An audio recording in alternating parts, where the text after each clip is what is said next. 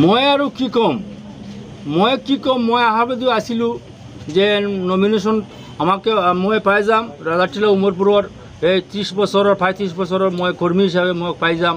কিন্তু হাছান আহমদৰ মই দেখিছোঁ এটা প্ৰেছ মিট কৰিছে, নিশ্চয় কিবা এটা খেলিমেলি হয়েছে এবং বিরাট অঙ্কর মাধ্যমে হয়েছে। এবং আমার জেলা পরিষদের যেহেতু আমার মতো একজন কর্মীকে প্রার্থিত্ব দেওয়া হওয়া নাই, গতিকে বিরাট অঙ্কের এটা খেলিমেলির মাধ্যমে সেই প্রার্থীকে দেওয়া হয়েছে। এটা সত্যি কিবা এটা হয়েছে, টাকা পয়সার একটা খেল হয়েছে। তেখেতে এটা ৰাজহুৱাকৈ অভিযোগ উত্থাপন কৰিছিলে যে স্বপন মণ্ডলে গোটেই শিৱভূমি জিলাত টকাৰ বিনিময়ে প্ৰাৰ্থিত্ব দিছে। আমাৰ স্টেট প্ৰেসিডেন্টে নিৰ্দেশ দিছে, আমাৰ Ramanna Barua general secretary admin তেখেতে মোক কৈছে আপোনাৰটো হৈ গ'ল, স্বপন কি এইটো দিয়া নাই নেকি? সেই স্বপন মণ্ডলৰ মাধ্যমে কিবা এটা হয়েছে, খেলিমেলি হয়েছে, বিৰাট অঙ্কৰ লেনদেনেৰ। এই সত্য কথাটো। আপনি টকা দিব পৰা নাই, সেইকাৰণে কি আপুনি টিকেটৰ পৰা বঞ্চিত হৈছে? মই ধৰি নিছোঁ ইয়াত তেওঁলোকে আমাৰ সংগঠনৰ মানুহ চোৱা নাই, যে সংগঠনৰ মানুহক ৰাইজৰ মানুহে কাক চাইছে, ভোটাৰে কাক চাইছে, সেইবিলাক কোৱা বুঢ়া আঙুল দেখিয়ে সেইবিলাকক অংকৰ মাধ্যমে সেইবিলাকে নমিনেশ্যনটো দি দিছে। চাওক, এটা দলক আপোনাৰ জীৱন শেষ কৰি দিলে আৰু ঠিক বৰ্তমান এই দলৰ যেটো কৰিছে, দলে আগামী আমাৰ যেটো ৰাহুল গান্ধী যেটো কৰিছে যে আমাক অল ইণ্ডিয়াত যেটো জোৰৰ কাৰণে কিমান কষ্ট কৰিছে, আমি জোৰৰ কাৰণে আমি সবে মিলিজুলি বিভিন্ন জাতি জনগোষ্ঠী সকলোৱে মিলিমিশি আমি কংগ্ৰেছৰ দলত থাকিব লাগে। তেওঁলোকে সেইটো তোৱা নাই, সেইবিলাকে সেইটো চাইছে কংগ্ৰেছৰ দুদিন কিবা গ্ৰামৰ মানুহবিলাক গুটি আহি যায়, তেখেতে লিডাৰ হৈ যাব। সেইবিলাক লিডাৰ হ'ব নালাগে, যাক তাক নমিনেশ্যন দিব। আৰু আমাৰ কিটো লাগে, আমাৰ মানি মনিটৰিংটো লাগে, আমাৰ টকাটো লাগে। ইয়াতে কেণ্ডিডেটৰ কথা নহয়, হাৰ জিত কংগ্ৰেছ কি হ'ব না হ'ব সেইটো বড় কথা নহয়। আমি আছোঁ, আমি বহি থাকিম। গতিকে মই দেখিছোঁ আমাৰ ষ্টেট প্ৰেচিডেণ্টে কিবা এটা বাৰ্তালিপিত আমি দেখিছোঁ, লাইভ দেখিছোঁ, পুৰা শুনা নাই, কিবা এটা লিখিছে।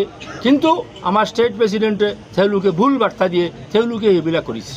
মুখ্যমন্ত্ৰী এটা কথা কৈছে যে এদিন এনেকুৱা লাগিছে। চাওক, সেইটো চিফ মিনিষ্টাৰে কি কৈছে সেইটো মই ক'বলৈ নাযাওঁ, কিন্তু তেওঁলোকৰ যিটো কৰিছে আমাৰ জিলাত বা অন্যান্য যিবিলাক জিলাত আমি দেখিছোঁ নিউজ পেপাৰত, আমি আশুকুদ্দিন নহয়, আমাৰ জিলাত শ্ৰীভূমি জিলাত আৰু যিমান আমাৰ কংগ্ৰেছৰ কৰ্মীবিলাকে এনেকুৱা কৰিছে। কিবা এটা লাগিছে তেওঁলোকে কংগ্ৰেছৰ মানে আগামী নিৰ্বাচনৰ কাৰণে যেন আমাৰ ভূপেন বৰা সেই উঠান প্ৰগ্ৰাম কৰিছে, কিমান কষ্ট কৰিছে তেওঁ আহি, কিন্তু সেই যে কষ্ট যিটো কৰিছে তেওঁলোকে সেইটো চোৱা নাই। সেইটো ভাঙিবৰ কাৰণে কৰিছে, যেন কংগ্ৰেছটো আহক, কংগ্ৰেছৰ প্ৰতি মানুহ গোট খাই আহক, সেইবিলাকেতো চোৱা নাই। কংগ্ৰেছটো যেনেকুৱা আছে চিঠিৰ পিংকি থাকিব লাগে, তেনেকুৱা থাকিলে ভাল।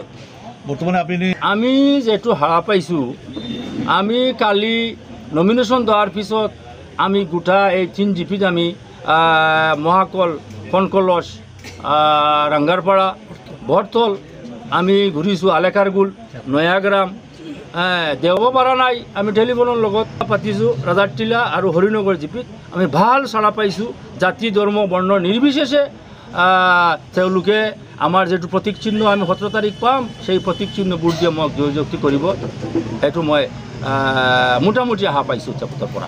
বৰ্তমানে আপোনাৰ দলততো আৰু নাই, যেহেতু আমি ৰেজিগনেশ্যন এটা দি দিছোঁ। তেওঁলোকে দেখিছোঁ মই খালি প্ৰেচিডেণ্টে কিবা এটা কৈছে 6 বছৰৰ কিবা ছাছপেণ্ড কৰিব।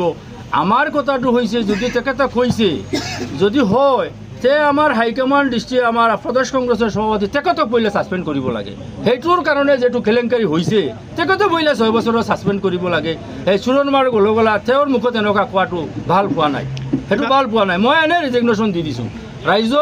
ৰাইজৰ লগত আছি, ৰাইজৰ লগত থাকিম, ৰাইজে নিৰ্বাচিত কৰিব। পৰৱৰ্তী সময়ত ৰাইজ লৈ বহি চিন্তা কৰিম কি কৰিব না কৰিব, সেইটো ৰাইজৰ লগত বহি চিন্তা কৰিম। আপোনাৰ এনেকুৱা সঁচা বস্তু নাই, মোৰ লগত যে এনেকুৱা দৰদাম কৰিব সেইটো নাই। বেলেগৰ পৰা আৰু কিবা এটা হাস কথা নকওঁ। ইতিমধ্যে হাইলাকান্দি জিলা সভাপতি স্বীকাৰ কৰিছে, সেইটো সত্যি। আমাৰ জিলাতো সেইটো হৈছে, সেইটো সত্যি। কিবা এটা খেলিমেলি হৈছে, টকা এটা সত্যি, এটা অলমষ্ট সত্যি, এটা হৈছে। ধন্যবাদ।